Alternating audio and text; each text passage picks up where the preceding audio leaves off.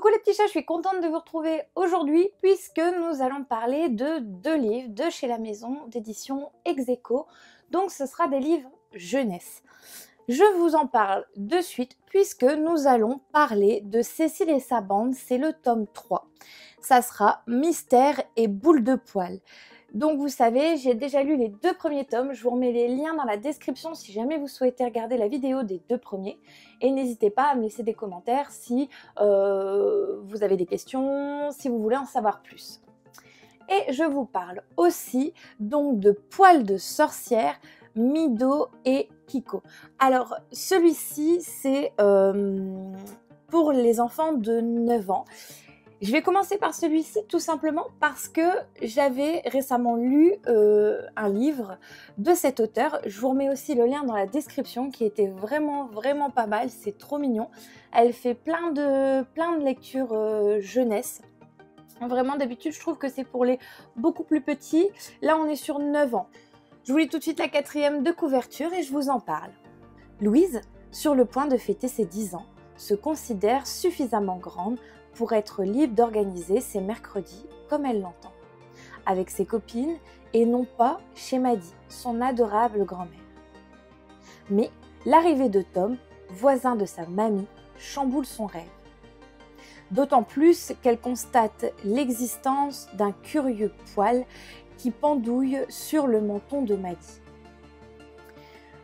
Serait-ce un poil de sorcière? Et ce cahier des secrets, où va-t-il l'amener?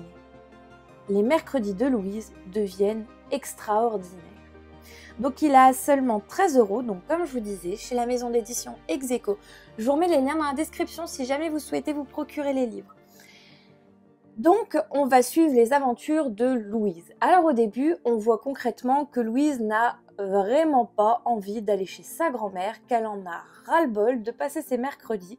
Elle estime qu'elle est assez grande pour pouvoir se débrouiller toute seule comme ses copines. Sauf que voilà, comme c'est expliqué dans la 4e de couverture, eh bien, elle va aller chez sa grand-mère et elle va voir un jeune garçon. Elle demande à sa grand-mère un peu plus de renseignements parce que voilà, il l'intéresse en fait un petit peu.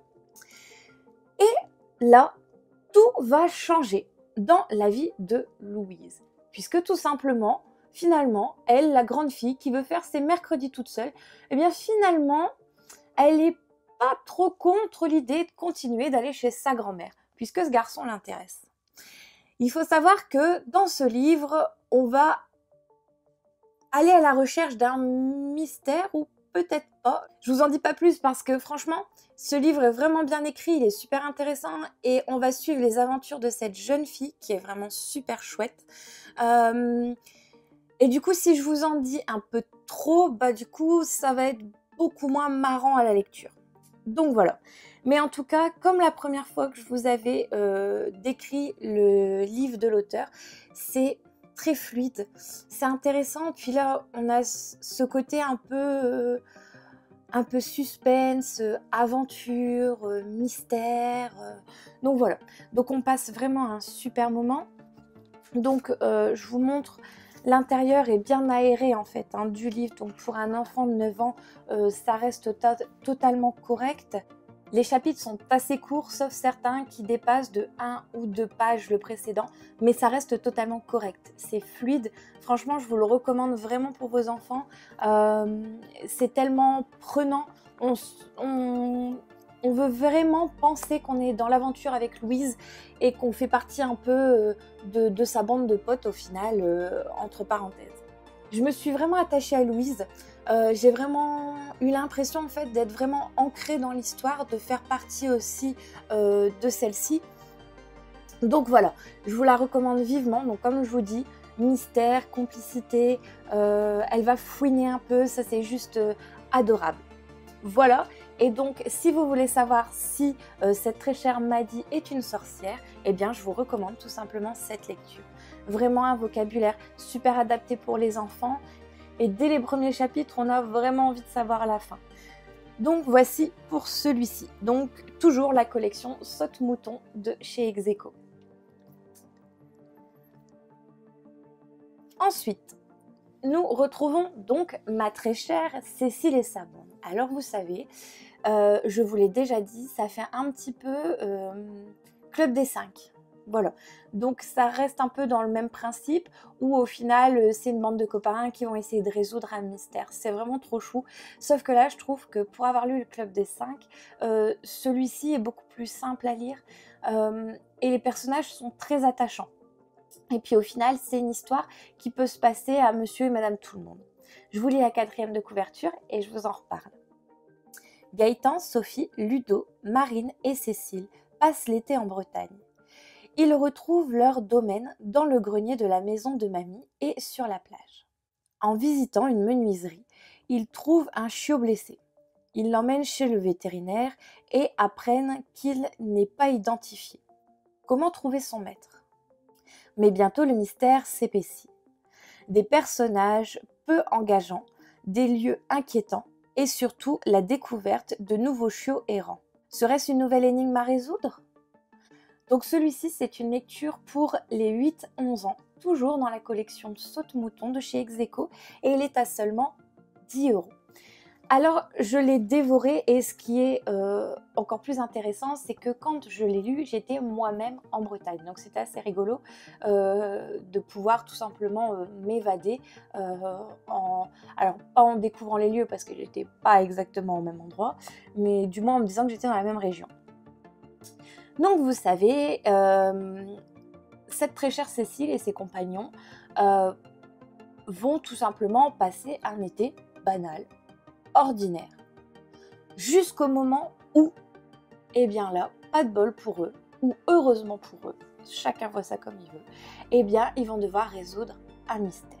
Et oui, parce que à chaque fois, il y a quelque chose qui se passe quand ils sont là. Vous allez me dire, c'est le principe du Club des 5, c'est pile poil au moment où ils sont là qu'il se passe quelque chose. Et c'est ça qui est extraordinaire, parce que contrairement au Club des 5, je trouve que celui-ci, ça se fait de façon plus naturelle. On se dit pas, bah ouais, forcément, quand ils sont là, il y a toujours quelque chose à faire.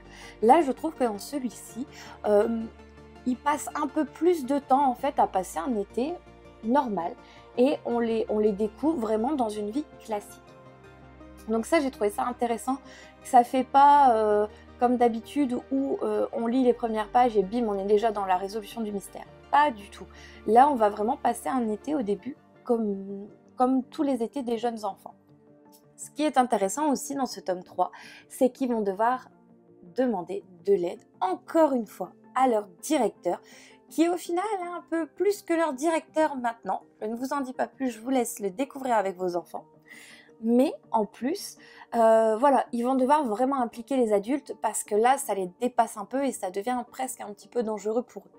Donc ça aussi, il y a cette part de danger qui est dans ce tome 3, qui est encore plus palpitante, et on a envie de se dire, mais dans quoi ils se sont embarqués? Est-ce qu'ils vont y arriver? C'est dangereux. Est-ce qu'ils vont faire appel à des adultes où ça va être des têtes brûlées et vont y aller sans réfléchir?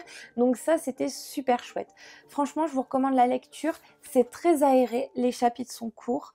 Pour vous donner l'exemple, par exemple, du chapitre 5, vous voyez, on a le petit 5 et un petit 1, puisque le chapitre à la base en lui-même est assez long, mais il est coupé en plusieurs parties pour que ce soit plus simple à la lecture. Toujours, on est dans des lectures enfants, donc c'est très bien adapté et très bien réfléchi pour eux.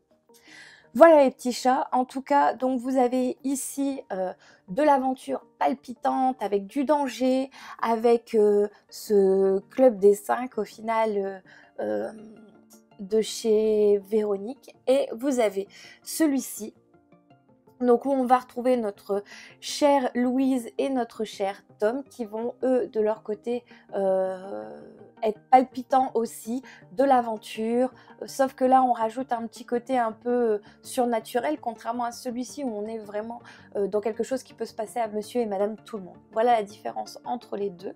En tout cas, là ils mettent dès 9 ans, mais franchement un enfant de 8 ans qui lit déjà correctement, il peut largement déjà entamer celui-ci, qui fait exactement 134 pages, et l'autre il fait 102 pages.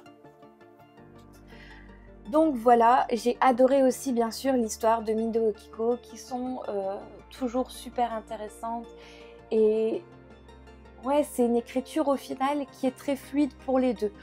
Donc au niveau de la maison d'édition, je tiens à vous confirmer que quand ils vous mettent que c'est un livre pour les enfants de 8 ans, un enfant de 8 ans peut le lire. Là, un enfant de 9 ans, oui, alors on peut aller un petit peu avant 9 ans si c'est quelqu'un qui se débrouille bien, c'est toujours pareil dans toutes les lectures, mais c'est assez fiable. Franchement, si vous voulez trouver une lecture pour votre enfant, fiez-vous à l'âge qu'il vous donne, puisque ça correspond vraiment, contrairement à d'autres maisons d'édition qui sont des fois un peu à côté de la plaque. Voilà les petits chats, en tout cas j'espère que ces lectures vous ont plu, et moi en tout cas ce que j'ai aimé dans ces deux-là, c'est la couverture aussi de celui-ci. Vous voyez ce petit cœur sur l'arche qui donne un peu le ton à cette histoire. Voilà, en tout cas, j'espère que cette vidéo vous a plu. Ça fait un moment que je ne vous avais pas tourné de vidéo, mais j'ai été très occupée et j'ai eu d'autres petits soucis.